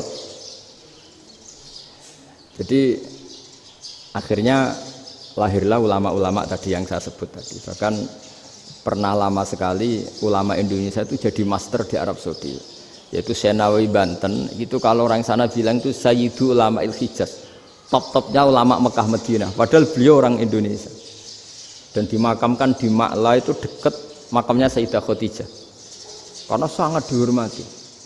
Nah diantara sebab dihormati adalah ketika orang memahami syahid maknanya pokoknya maktulal kafir. Syahid itu adalah orang yang kalau perang itu mati di medan perang. Itu Imam Nawawi merinci secara detail. Kalau dia perang supaya tujuannya mati syahid cepat ke surga, berarti dia nuruti hadzun nafsi, ingin cepat ke surga. Tapi dia lupa bahwa dia dengan terbunuh pasukan Islam berkurang kekuatannya. Maka syarat perang yang benar adalah ya ingin menang. Di mana-mana perang ya ilahi kalimatillah, supaya kalimat Allah itu menang, jangan ingin kalah. Soal dia mati takdir, tapi jangan ingin mati. Wah itu terus dikagumi. Ternyata memang oh iya ya, kalau pasukan Islam 10 kafir 10 kita ingin syahid, berarti ya kalau orang ingin syahid kan terus mungkin perangnya tidak hati-hati, main ngawur saja terus kalah mati. Sudah apa kalon satu kan, terkurangi satu kan. Nah kalau semuanya 10 punya niat gitu, nah itu Syekh Nawawi. Syekh Nawawi itu orang yang begitu gampang nerangkan Quran. Bahkan ketika orang Arab kesulitan ngartikan famathaluhu kamathalil kalbi intahmil alaihi yalhas au tatrubuna yalhas. Orang tomak itu ibarat kayak anjing. Anjing itu kamu kasih makan ya tetap melet, menjulur-julurkan lidahnya, kamu ndak ya ndak. Imam Nawawi ditanya, ma wajhu sibbi, lalu wajah tasbihnya di mana? Beliau menjawab fitoma. Jadi anjing punya dua sifat yang berlawanan. Di bab ilmu dipuji, nggak ada hewan yang mudah menerima ilmu kayak apa? Anjing. Sehingga Quran mengistilahkan wama alamtum minal jawarihi mukallibin. Hewan yang mudah diajari itu oleh Quran dibahasakan sudah menganjing. Karena anjing adalah hewan yang paling mudah apa? Diajarin. Itu diakui oleh Quran wama alamtum minal jawarihi mukallibin. Tapi dia punya sifat yang sangat buruk sekali, yaitu nggak pernah puas. Makanya ketika Bal'am bin Ba'ura, ada tokoh yang kedonyan ya, itu kalau diistilahkan Quran walakinnahu akhlada ilal ardi wattaba'a hawa famasaluhu kamatsalil kalbi in tahmil 'alaihi yalhas aw tatrukhu yalhas. Jadi anjing punya dua sifat yang berlawanan. Di bab ilmu dipuji karena paling mudah diajarin. Itu saya pernah ke Malaysia, diceritain sama polisi Malaysia. Anjing itu saking cerdasnya itu bisa deteksi CD palsu sama CD bajakan, asli sama bajakan. Itu kan nggak kebayang. Kalau narkoba mungkin masih ada bau khusus ya. Atau mesiu atau bom masih ada bau khusus. Ini enggak. Anjing itu dilatih ngecek CD yang asli sama yang palsu. Wah itu kebablas itu pinternya itu. Itu harganya itu 1 miliar lebih. Paling mahal. Jadi mungkin bisa deteksi ini dosen betul apa abal-abal itu bisa. Itu kiai betul apa kiai pesanan itu mungkin bisa. Itu saya punya kitab namanya Al-Hayawanul Kubro. Itu cerita prestasi-prestasi hewan. Itu yang berkuras-kuras sampai berjilid-jilid. Itu ya cerita anjing. Nggak ada hewan sebaik anjing. Di bab itu ya, di bab sampai ya tadi ada anjing yang sangat loyal sama majikannya. Loyalnya Masya Allah, sopannya Masya Allah. Anjing itu mbok lama berbakti sama sampean, nggak mau tidur di ruang tidurnya sampean, dia tetap tidur di luar. Corong Jawa nggak ngelama. Suatu saat si raja ini minum, wisata minum. Pas mau minum diterjang sama anjingnya sampai tumpah. Kecewanya raja ini itu karena selama ini anjingnya sopan sekali. Sekedar ganggu di ruangannya nggak pernah, malah ini mau minum, minuman yang disukai diterjang anjingnya tumpah. Marah kan anjingnya di mana? Ternyata apa? Minuman itu anjing ini tahu kalau minuman itu beracun, diracuni oleh musuhnya. Itu saking hebatnya anjing sampai ketika ngawal rajanya itu tidak sekedar ada penjahat atau maling. Bahkan trik-trik kayak minumannya diracun oleh orang lain itu anjingnya tahu. Sehingga pas mau diminum diterjang sampai terus supaya nggak keminum. Makanya Quran istilahkan anjing itu apa? Wa ma 'allamtum minal jawarihi mukallibin. Hewan piaraan yang kamu ajarin nanti sampai sepinter anjing. Makanya Ashabul Kahfi itu ketika ngajak anjing tadi, beliau tidur, anjing itu tidurnya bil wasit, wakal buhum basitun zira'aihi bil wasit. Jadi dia tidur dalam posisi siaga. Loh coba anjing itu nggak pernah sekolah, karena dia posisi menjaga, tidurnya itu kayak siaga gini. Bukan ngorok semadep ke atas terlentang, itu enggak. Andai kan dia tidur terlentang itu kan yang mau mengganggu kan, wah asune turu itu enggak. Dia tidur posisi siaga, makanya disebut lawit tolak ta'alaihim lawalaita minhum firaron. Kalau kamu melihat anjing itu pasti lari karena dia posisi siap merekam. Jadi tidur tapi posisi siap merekam. Jadi matanya tetap terbelalak kayak siaga. Padahal itu enggak diperintah, ya dia memang punya nalar untuk itu. Ini disebut wa ma 'allamtum minal jawarihi mukallibin. Dan dalam teori modern juga gitu. Tapi dalam hukum Islam yang dianut mazhab Syafi'i itu anjing tetap najis. Ya sudah najis ya najis, tapi ada mazhab lain yang mengatakan tidak najis. Tapi tidak usah ngurmat anjing, geger nanti kalau rektor kampus punya anjing. Tapi ilmu itu bagus untuk kelangenan kadang. Andai kan tidak ada mazhab Malik, maka kita kesulitan menceritakan Ashabul Kahfi yang hewan piaraannya itu anjing. Tapi misalnya anjing disucikan, kita juga nanti susah menjelaskan hadis Nabi malaikat itu tidak masuk rumah yang di situ ada apa? Anjing. Maka ilmu itu, makanya kata Imam Sa'roni, sebagian ilmu itu memang kelangenan, tapi nggak boleh jadi praktek. Tapi harus ada. Misalnya begini, contoh paling gampang. Api dalam mazhab Syafi'i kan alat pensuci hanya dua, air dan tanah. Ya saya ulang lagi, air dan tanah, yaitu tanah untuk mensucikan najis anjing. Imam Abu Hanifah menambahkan api. Mazhab Syafi'i itu agak kesulitan ketika ada batu bata dibikin dari tanah-tanah yang bercampur kotoran. Mazhab Syafi'i akan kesulitan karena di situ ada najis yang jadi materinya bata. Hukumnya gimana kalau nanti dipakai masjid? Tapi barokahnya ada beberapa mazhab. Abu Hanifah mengatakan dan api. Jadi apa tadi air, tanah, api. Alasannya masuk akal. Ketika usatul mukminin, orang-orang mukmin yang ahli maksiat itu sebelum masuk surga, kalau dia dosanya banyak itu dibakar dulu supaya suci. Emas itu untuk memisahkan dengan materi lain juga harus dibakar. Berarti api termasuk alat. Artinya gini, batu bata yang materinya dari tadi najis sekalipun ini menjadi suci karena ngalami pembakaran. Tapi kata Imam Sa'roni, ilmu ini hanya sebagai ilmu. Jangan sampai kalau kamu mau wudhu gak ada air terus membakar diri lah, ini ribet kan. Jadi ilmu itu sebagian memang untuk kelangenan. Karena kita butuh. Andai kan tidak ada mazhab Abu Hanifah, maka kita akan kesulitan pakai bata. Yang kita tahu cara bikinnya kadang di tempat yang kotor, di tempat yang najis. Tapi karena ini ngalami dibakar, maka hukumnya suci menurut mazhab Abu Hanifah. Dan itu sering. Ulama itu sampai apa? Saya punya kitab fikih namanya Fardul Masail. Pengandaian ada masalah. Jadi masalah itu belum terjadi tapi diandaikan. Misalnya kayak di Texas. Bumi itu bulat-bulat. Texas itu kalau dibor itu pas Ka'bah. Lalu kiblatnya di mana? Bumi ini kan hanya rubuk-rubuk seperempat. Yang ada arah itu seperempat. Tapi kalau Ka'bah itu sama Texas atau Texas dengan Ka'bah itu lalu kiblatnya mana? Wong sudah bebas arah.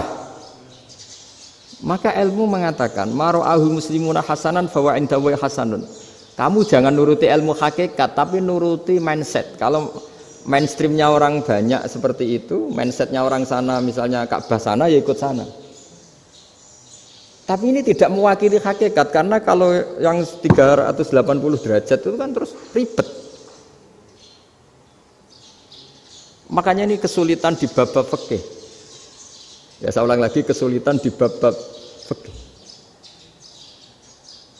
Makanya fikih itu selalu bicara, misalnya gini, ada orang sholat, saya ulang lagi, setelah salam pertama dia kentut, itu sholatnya batal apa enggak? Itu lama berdebat. Yang dikatakan rukun sholat itu salam pertama, sehingga orang kalau sudah salam pertama, maka sudah keluar dari sholat. Maka kalau kentut enggak apa-apa, wong yang keluar dari sholat itu salam pertama. Tapi lalu pertanyaannya, kenapa Nabi salam 2 kali? Lalu yang kedua gunanya apa? Ribet kan, partai ini kalah pasti kalau ditanya gitu. Tapi kalau ditanya dibalik, sholat itu satu ibadah yang dimulai dengan takbir, yang diakhiri dengan salam. Berarti salam pertama itu pengakhir apa nunggu salam kedua? Pertama, di semua ulama bilang salam pertama. Kalau salam pertama sudah pengakhir, berarti pembatalan setelah itu nggak punya efek, nggak punya akibat. Itu kan ribet. Debat fikih itu memang ribet. Fikih itu memang senam otak karena pertanyaannya mirip-mirip seperti itu.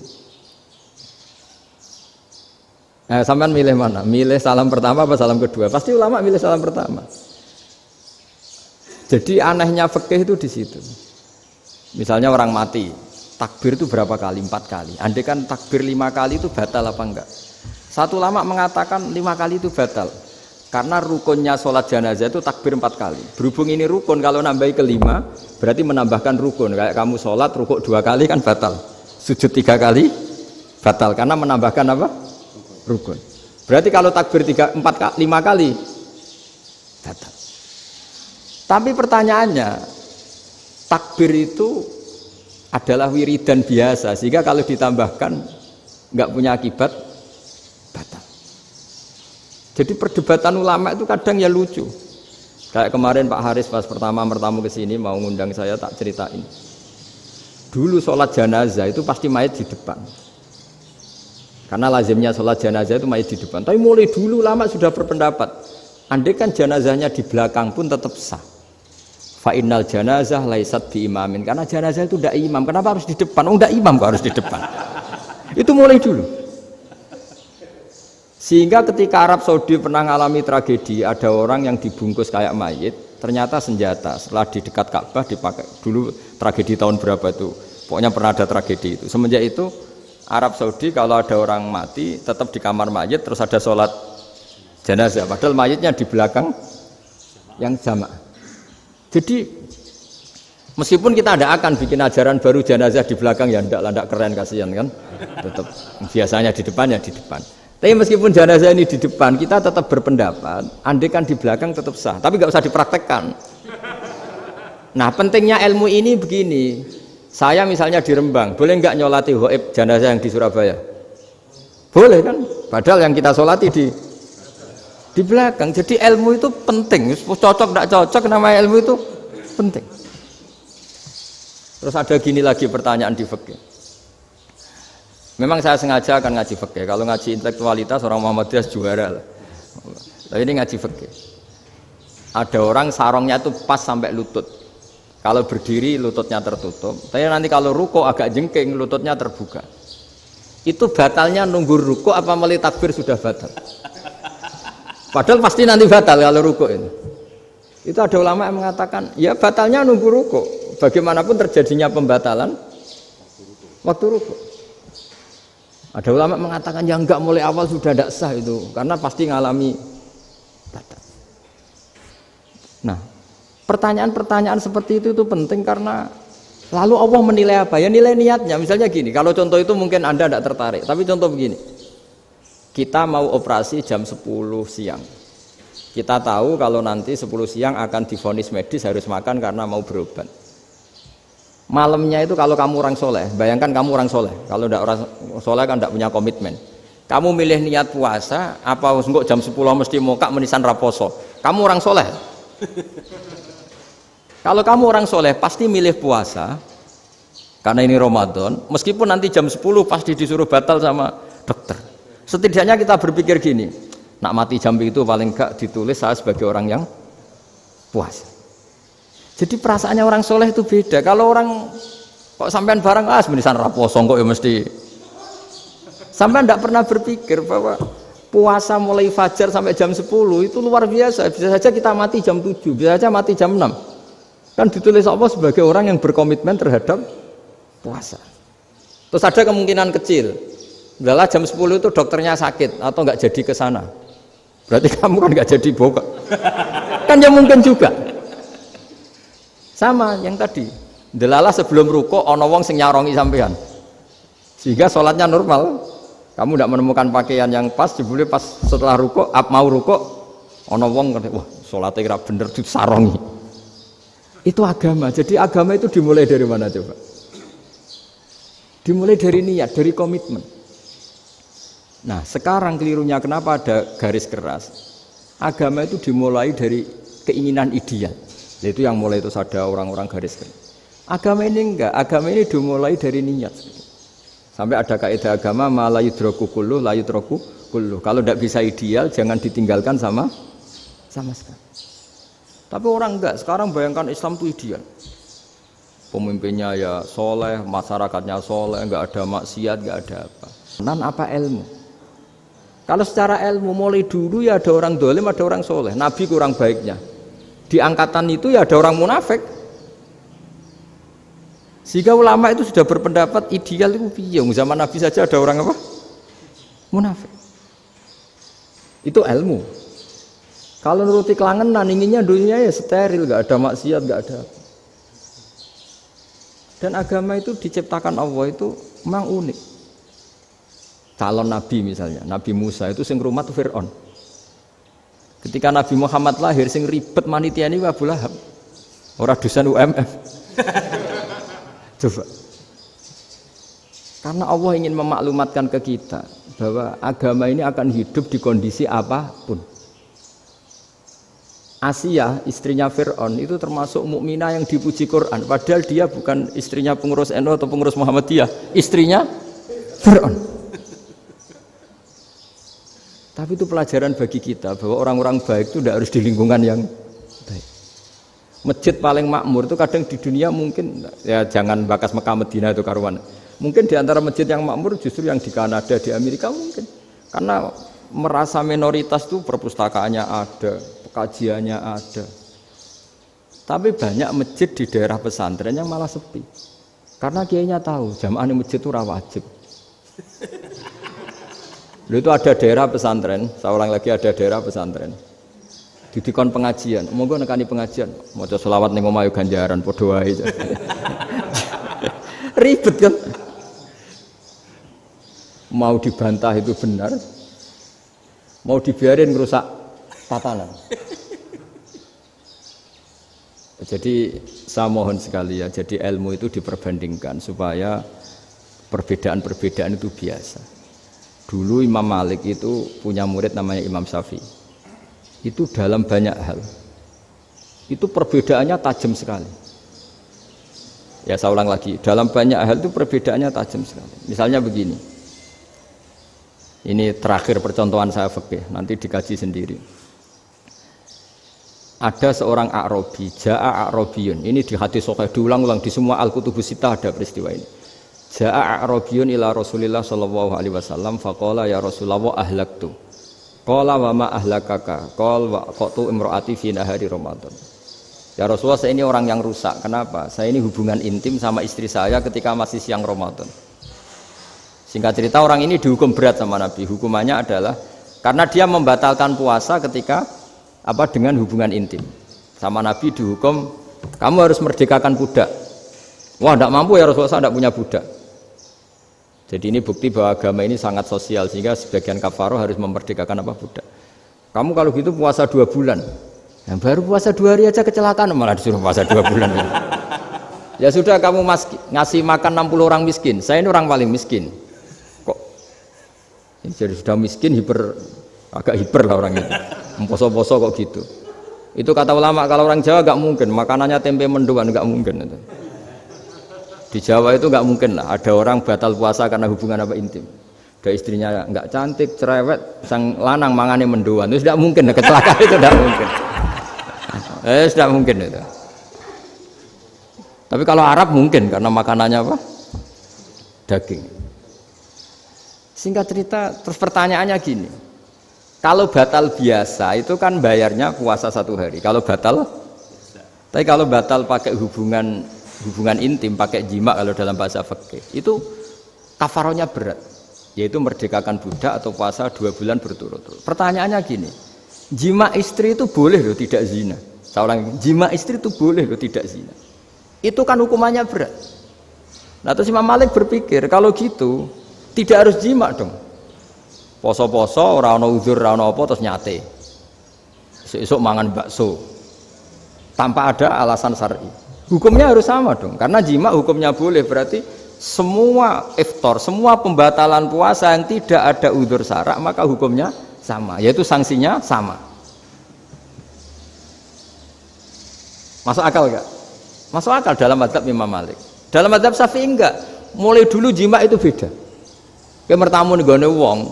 Mangan itu oleh, tapi nak nggo bojomu mbok jima niku wis nemen ngawure lah. Tetep beda. Dari Imam Syafi'i itu pokoknya beda, jima sama makan itu beda. Lah ya terus setelah itu terus ada pertanyaan. Bagaimana kalau makan dulu baru jima? Ribet kan? Makanya itu sampai dibabkan Kitabul Khilafil Fiqhi, bab merekayasa fikih. Makanya itu perdebatannya orang Hanafi sama Imam Syafi'i juga sama. Ada orang jam segini lapar sekali, kalau langsung makan kan kena sanksi. Ya pergi aja dulu, pura-pura ngaji ke Gus Bah gitu. Nanti kan jadi musafir kan? Wah itu sudah boleh itu kan? Musafir. Padahal enggak. Memang dia pergi itu karena supaya bisa makan. Mau enggak kepikiran ngaji kok tahu-tahu ingin ngaji. Mumpung Ramadan nah. Nah makanya dibabkan. Apakah boleh merekayasa fikih? Tapi fikih bisa apa coba? Dengan status kamu musafir, ya memang boleh iftar, boleh berbuka. Lah itu terjadi terus perdebatan ulama menyangkut fikih. Karena memang masalah furu'iyah. Sehingga termasuk perdebatan kita dalam perilaku. Misalnya adat orang NU kalau habis salam itu menghadap ke kiblat karena arah terbaik itu kiblat. Tapi sebagian orang Muhammadiyah atau mungkin semuanya menghadap ke makmum. Itu memang teks hadisnya itu kita yang meneliti hadis itu semua syarah itu berdebat. Nabi memuji kiblat itu arah terbaik, oke. Tapi di bab itu Nabi itu aqbala alaina, menghadap ke kita. Lalu pertanyaannya, kenapa menghadap ke kita? Ada mengatakan karena Nabi memang punya tradisi kadang ngendikan. Ya tentu dulu istilahnya tidak kultum, nggak ada istilah itu dulu, 7 menit itu nggak ada. Tapi ada ulama yang analisis begini, termasuk kitab Fathul Bari. Nabi itu tokoh sentral, taruh lagi Nabi itu tokoh sentral. Ini kata kitab Fathul Bari, bukan kata saya.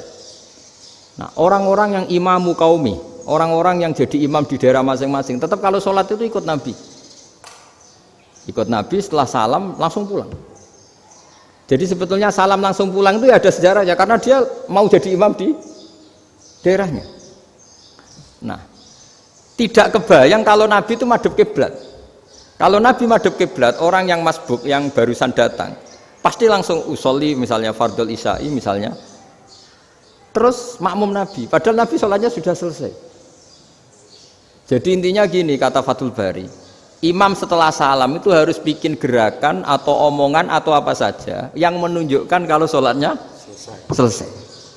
Di antara gerakan itu adalah beliau harus menghadap ke hadirin atau menghadap ke utara atau apa saja yang penting menunjukkan kalau sholat ini sudah selesai.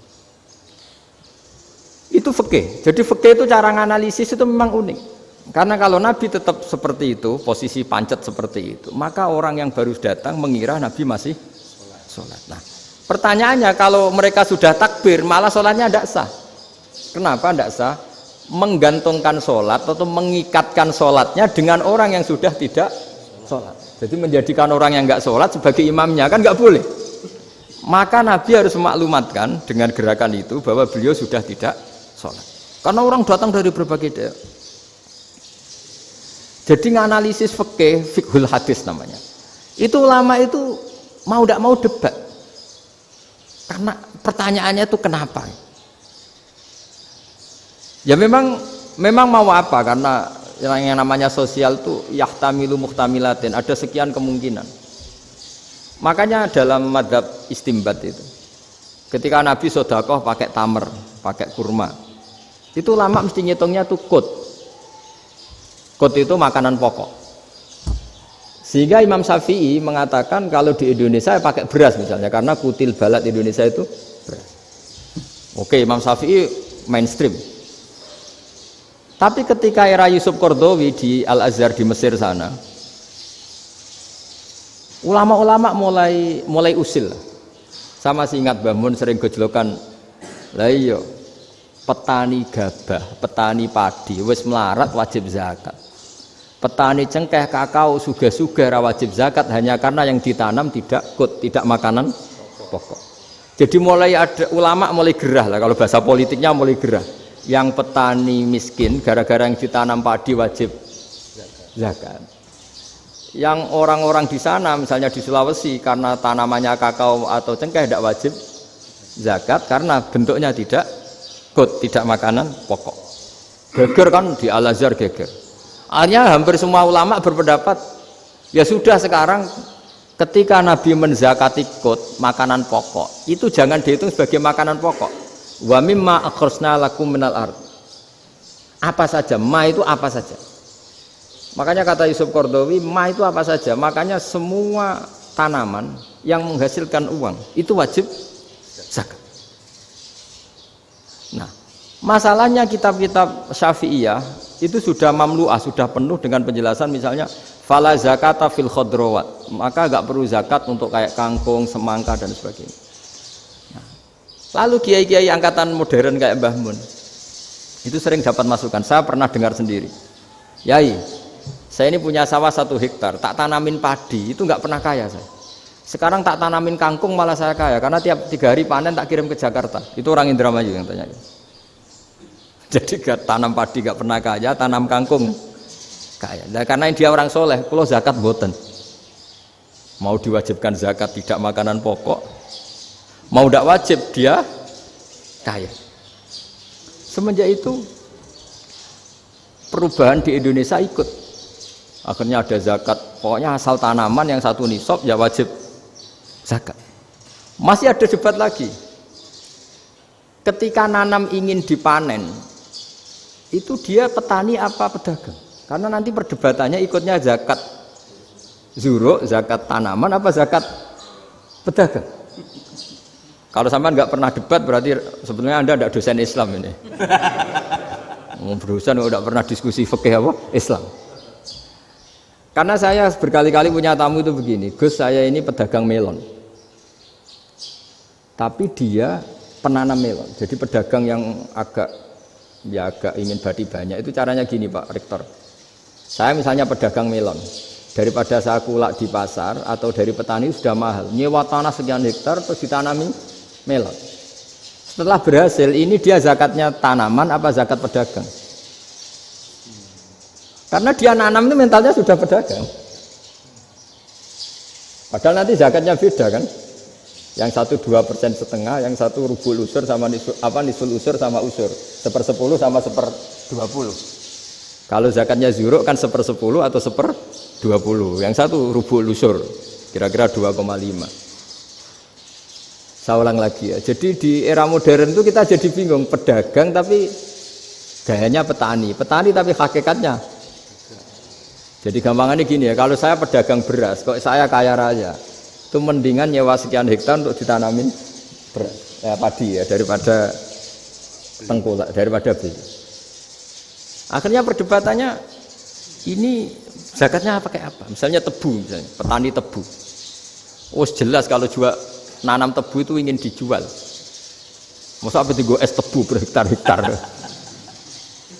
Lah kira-kira kalau menurut jenengan ini zakatnya zakat apa? Tijarah apa zakat tanaman? Mentalnya tijarah, mentalnya pedagang. Nah ini saya hanya mau cerita.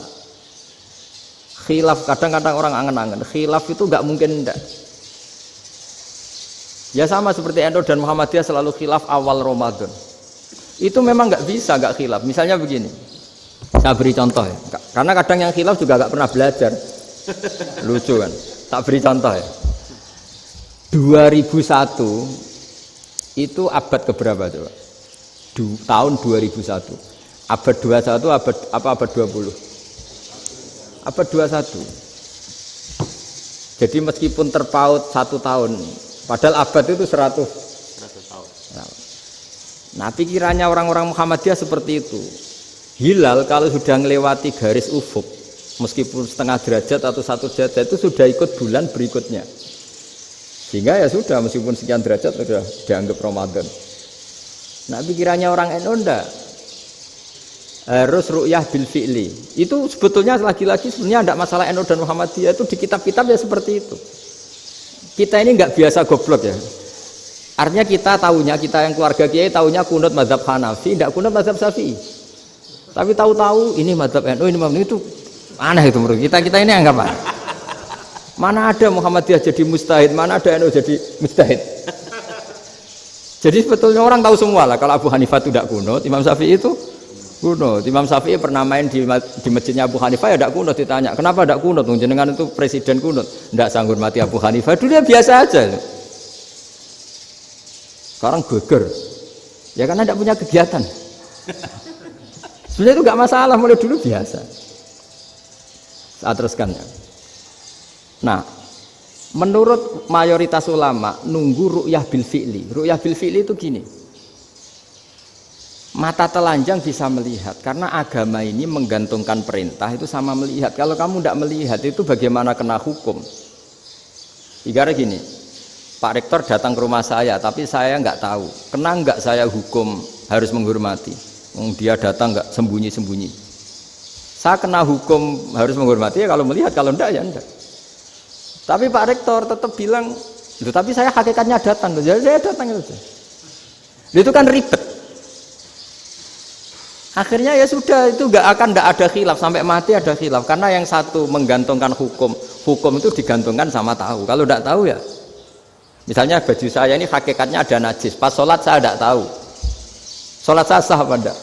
Sah, karena hakikatnya ya memang saya tidak tahu, tapi hakikatnya ada najis apa enggak? Ada. Ya sudah, itu sama-sama masuk akal. Ada lagi khilaf yang senam otak. Fasyamu salasati ayamin fil haji wa sab'atin idza raja'tum. Singkat cerita ada satu pelanggaran haji yang kata Allah kafarohnya itu puasa 3 hari sama 7 ketika kamu pulang, idza raja'tum, ketika kamu pulang. Dalam mazhab Syafi'i yang namanya pulang itu yang haji sudah sampai rumah. Di mana-mana pulang itu ya sampai rumah. Dalam mazhab Abu Hanifah enggak, ketika orang sudah balik kanan dari Arab Saudi, dari Mekah, ya namanya sudah pulang. Misalnya gini, ini Pak Rektor pamit saya, Pak Haris. Gus, Pak Haris mana? Ya sudah pulang kata saya, padahal sampai pandangan sampai depan. Tapi bagi keluarganya belum pulang. Lalu idza raja'tum ketika pulang itu bahasanya siapa? Bahasa istrinya apa bahasa yang ditamoni? Kamu ditamoni orang, terus kamu tamunya mana? Sudah pulang. Tapi tanyakan istrinya, belum pulang. Jadi khilaf-khilaf gini kok jadi geger itu kan goblok banget maksudnya itu. Jadi biasa, gini itu biasa. Jadi ya karena memang ini bukan masalah akidah, ini masalah furu'iyah, masalah fikih itu masalah furu'iyah. Mau tidak mau harus beda. Misalnya di sholat juga gitu. Wa ayu qu'udin qu'adal musolli sokhat sholatu. Duduk dengan gaya apapun itu sholatnya sah. Sehingga sampean kalau haji atau umroh, orang Arab itu jenenge duduk ngenak awak di kursi. Duduk sopan ya hanya orang Indonesia loh. Kalau sholat itu masih duduk ala orang tahiyat. Kalau sampean di Mekah, duduknya pakai apa coba? Kursi ya? Oh enak sholat duduk. Karena memang takbirnya di fikih dengan duduk gaya apa saja sah. Makanya sengenak awak duduk di kursi. Ribet kan? Mau tidak disahkan itu namanya duduk. Mau disahkan masa iya sowan Allah kok duduk santai-santai gitu. Tapi mau apa? Ini fikih. Biasa orang lagi ini fikih. Fikih itu ya sudah ini fikih. Makanya kalau ulama berdebat misalnya Abu Hanifah berpendapat sholat itu wajib baca Fatihah apa asal Quran. Dalam mainstreamnya ya Fatihah karena la sholata liman lam yaqra bi Fatihatil kitab. Tapi cara Abu Hanifah enggak. Faqra'u ma tayassara minal Quran, bacalah apa saja yang mudah bagi kamu, asal itu Quran. Sementing gak gending Jawa, gak nyanyi lah gitu. Ya sudah mau apa coba? Jadi ya susah memang kalau fikih itu ya sudah seperti itu. Ada lagi yang masih ekstrim misalnya. Yang namanya menyembelih hewan itu gimana coba? Dari hidup ke mati, apa pasti mati disembelih? Cara mazhab Imam Syafi'i yang namanya menyembelih itu penyembelian harus menjadi sebab kematian. Itu yang sah. Seorang lagi penyembelian menjadi sebab kematian yang syar'i.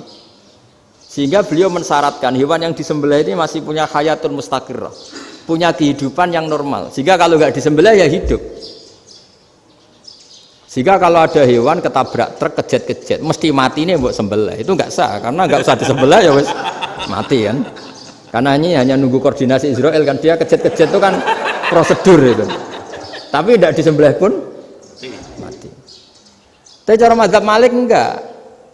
Pokoknya anggere jek duwe nyawa jenenge kewan urip. Dengan kamu sembelih berarti matine mergo mbok sembelih. Meskipun nanti ya enggak usah disembelih ya mati. Coba hitung secara ilmu matematika. Kalau enggak disembelih hidupnya 5 menit. Gara-gara kamu sembelih hidupnya langsung mati. Terus dia matinya, cara di persidangan matinya disebabkan apa? Disebabkan disembelih apa kecelakaan? Loh, ya debat toh kamu. Sama-sama UMM aja debat.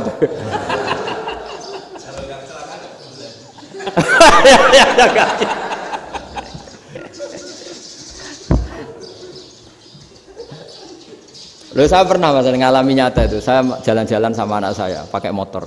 Sampai di jalan raya gitu ada ayam jago ketabrak mobil, kejet-kejet. Orangnya tanya, Gus ini halal atau ora? Wis kanggo kon halal lah. Suatu saat dia nggak terima kan, tanya, kenapa Gus? Ya nak kiai ra pantes, masuk kewan mesti mati nek tak sembelih. Nak kiai pantes kata. Karena aku tahu kamu tuh gak kiai, mesti motifnya itu mergo jago, jajal cilik gak putak kokno. Adekan ayam itu bayi kan gak ditanyakan, kejat-kejat mati rak lah, wong cilik wae. Tapi masalahnya ini kan jago, eman itu. Tapi secara fikih pertanyaannya tadi, hewan yang sudah tidak punya hayatun mustaqirrah, dia hanya punya al hayat al ittiroriyah, dia punya harokah ittiroriyah, dia mati kejat-kejat, memang prosedur mati harus seperti itu. Mbok kecelakaan kayak apa, kalau mati kan kejat-kejat dulu. Nah ketika kejat-kejat ini pertanyaannya ini kan hidup apa mati namanya? Enggak, namanya hidup apa mati? Pas kejat-kejat itu hidup. Cara Imam Malik itu hidup. Ya sudah, kalau hidup disembelih ya halal. Karena misalnya nanti kalau nggak disembelih matinya kan 2 menit lagi, gara-gara disembelih mati sekarang. Tetap penyebab kematian itu nyembelih. Penyembelian ini sebab kematian. Tapi kalau Imam Syafi'i enggak, cara berpikir wes nemen, paling roh besok kaget langsung mati. Kalau gitu berarti kamu nyembelih barang mati. Jadi fikih itu kadang unik. Makanya ketika ngitung fikih itu unik ya. Orang keluar mani wajib apa? Mandi kan. Terus Imam Syafi'i ditanya, kenapa kalau orang kelahiran juga harus mandi? Namanya nifas. Fa innal walada waliyun munakidun. Ya, anak ya mani yang menggumpal. Bedanya apa anak dengan mani itu? Jadi fikih itu kadang lucu, di rungok-rungokno tenan juga lucu. Keluar mani wajib mandi. Berarti kalau keluar anak ya wajib mandi karena hakikatnya anak adalah mani yang mengkristal. Terus usia sudah di dosan macam-macam itu kan hakikatnya mani. Itu fikih. Nah, terus ditanya, kenapa kalau lahir langsung mati tidak wajib disolati? Ya jawabannya Mas Syafi'i lucu. Di mana-mana sholat itu nyolati mayit. Yang namanya mayit itu pernah hidup terus mati. Kalau itu ndak mayit ya sudah. Jadi kadang, lah iya kan disebut sholat mayit. Yang namanya mayit itu apa? Pernah hidup. Nah ini kan ndak pernah hidup. Maka ya sudah seperti itu. Jadi nggak khilaf itu ndak mungkin. Nah, kalau qit'atul lahmin, kalau hanya potongan daging, mungkin wah itu tidak manusia karena qit'atul lahmin. Sekarang pertanyaannya, kalau sudah berbentuk manusia, meskipun tidak pernah hidup, nah ini mulai perdebatan karena melihat tidak pernah hidup itu nggak memenuhi syarat, tapi melihat ini sudah suratu adamiyin, bentuknya sudah. Nah kira-kira gitu perdebatan fikih. Makanya dulu awal mula zaman sahabat itu sudah debat. Masyhur kan.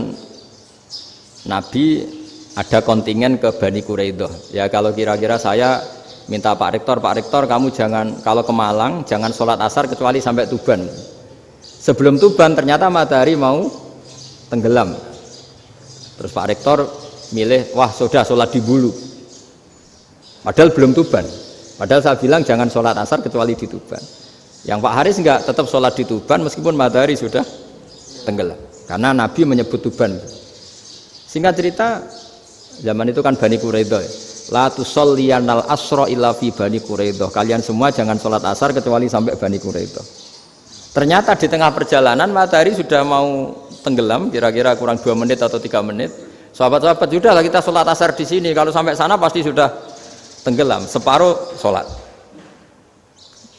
Yang separuh enggak, kata Nabi harus di Bani Quraidah. Ya sudah nunggu di Bani Quraidah meskipun matahari sudah tenggelam.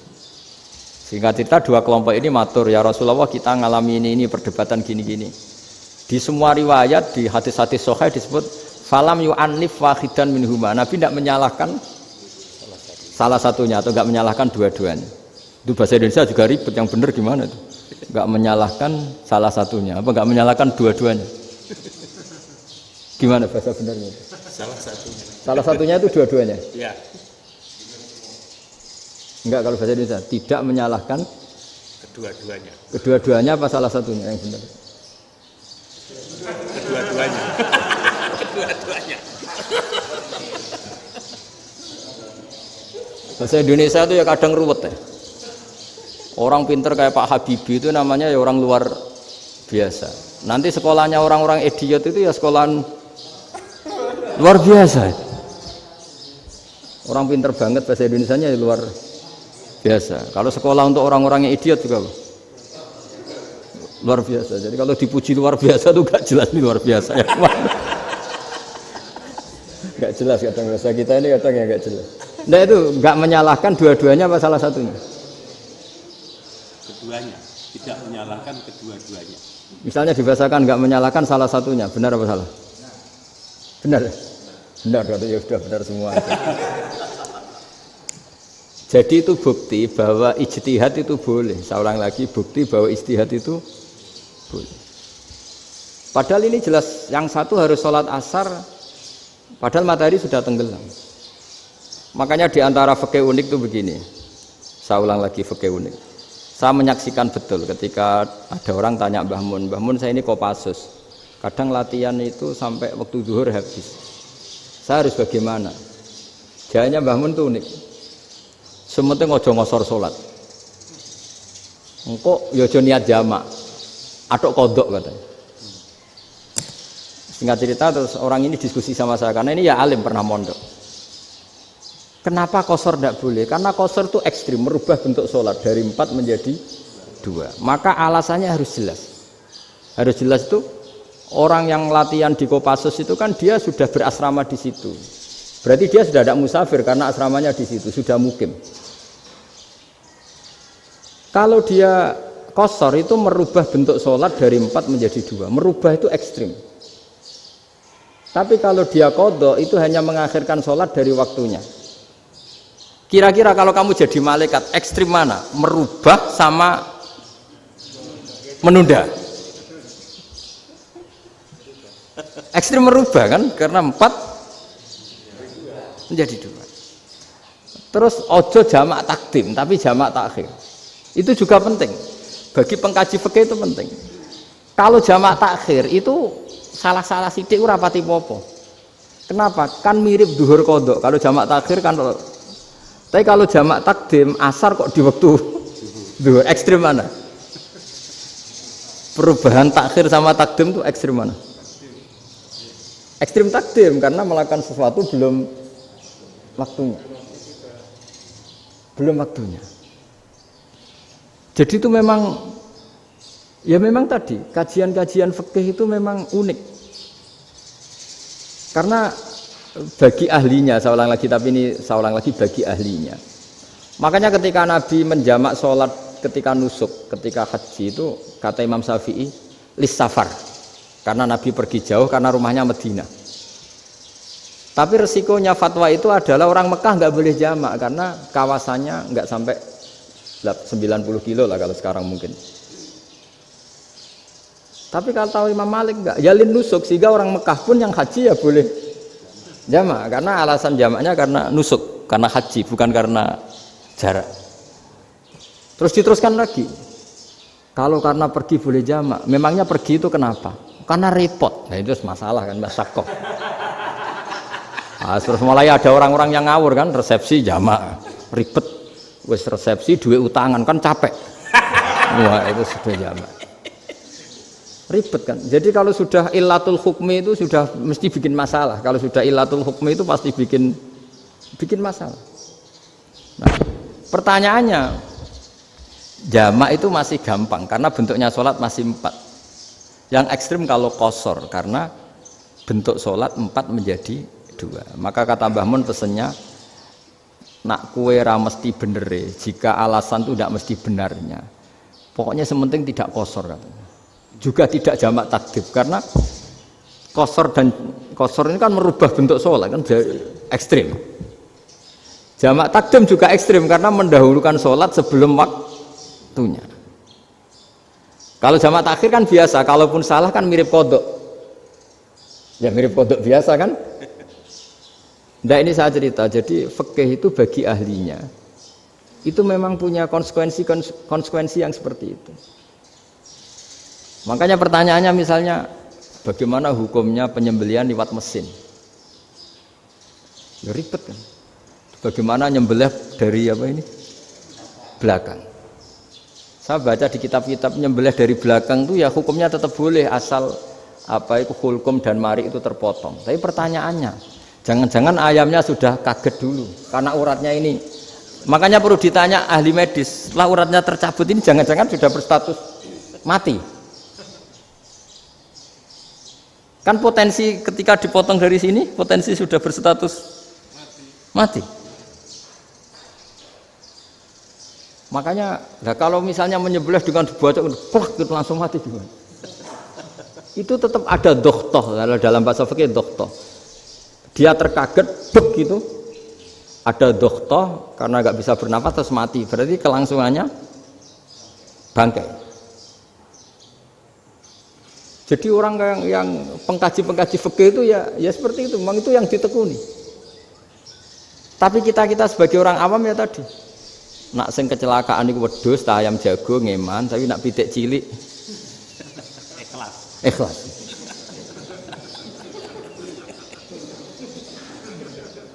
Makanya ada pertanyaan orang-orang, saya pernah ditanya itu ya bingung tenan. Gus, kalau ada orang mati oplosan misalnya, jenengan datang sholat enggak?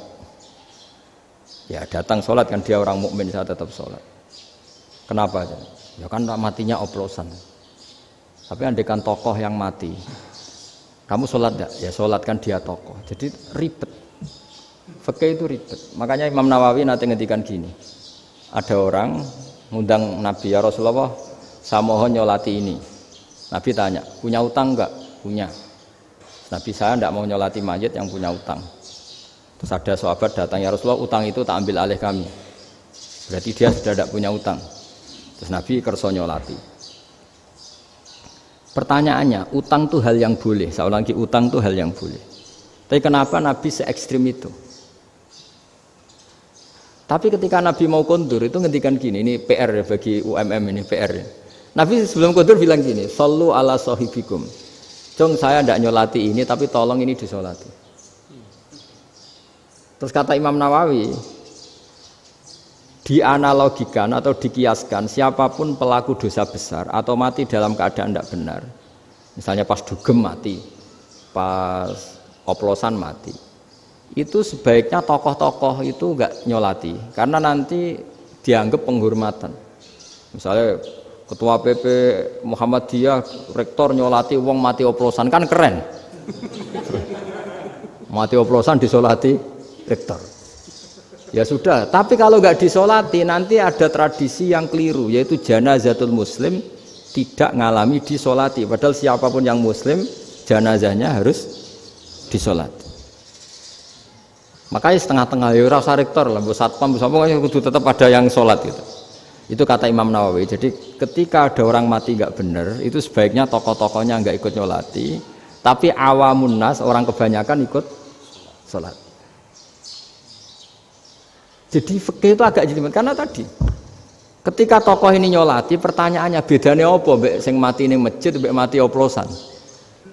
Karena sama-sama semua orang nyolati, kan tidak ada sanksi sosial itu.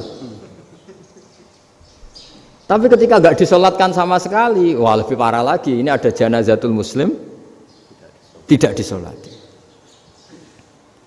Sehingga kata Imam Nawawi, ini hebatnya Nabi tengah-tengah. Jadi Nabi kundur, jong saya tidak nyolati, tapi sallu ala sahibikum. Ya tapi ini kamu harus nyolati. Kata Imam Nawawi, orang yang mati bunuh diri, orang yang mati oplosan, orang mati secara enggak benar itu asal dia muslim tetap wajib disolati karena sholat ini hakul muslim. Kan seorang muslim diantara haknya apa? Ketika mati dikafani, dimandikan, disolati. Tapi ini masalahnya matinya pas murtakibul kabiroh, pas melakukan dosa besar, dan itu sebab kematiannya. Kalau dia oplosan, kan sebab matinya ya karena oplosan, ya kan terus ribet. Mau disolati oleh, apalagi misalnya kita ketua ulama, udah terkenal wali, wah keren, mati oplosan itu disolati wali, kan ribet kan.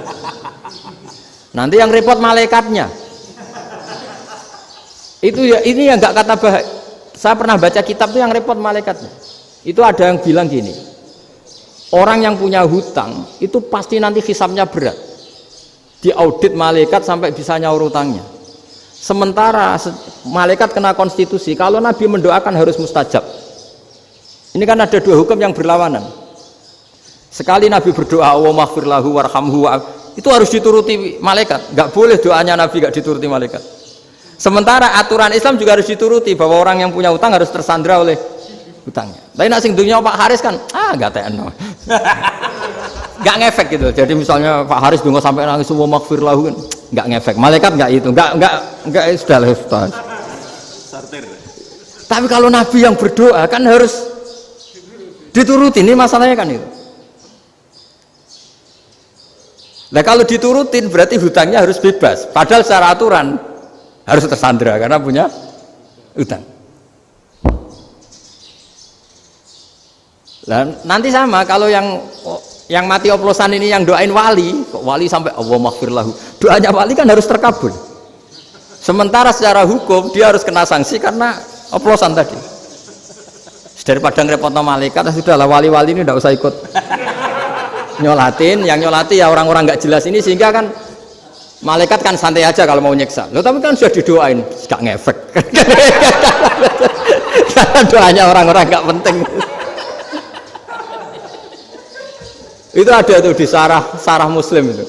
Di sarah Muslim di bab ketika Nabi ngintikan babu qauli Rasulillah sallallahu alaihi wasallam, sallu ala sahibikum.